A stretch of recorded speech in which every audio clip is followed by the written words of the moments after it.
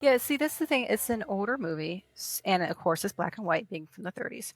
So people nowadays, especially the young kids, they don't like those types of movies because they find them boring or dull. They're not full of special effects. And for being a rom-com as well, back in those days, you could not do certain things that you can now in romance movies. You can't really show, like, sex scenes, of course, is out of the question.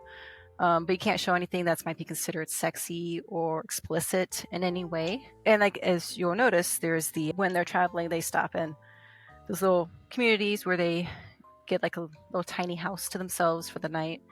And even though they're pretending to be a married couple along the way, so no one else questions the single man and single woman going together. Because again, in those days, that was not proper at all. The beds is two separate, like, twin beds. They're not like queen beds or anything like that. Because also in those days on film and television, you could not show a couple in bed, even if they're just sitting there talking or sleeping. You couldn't show that.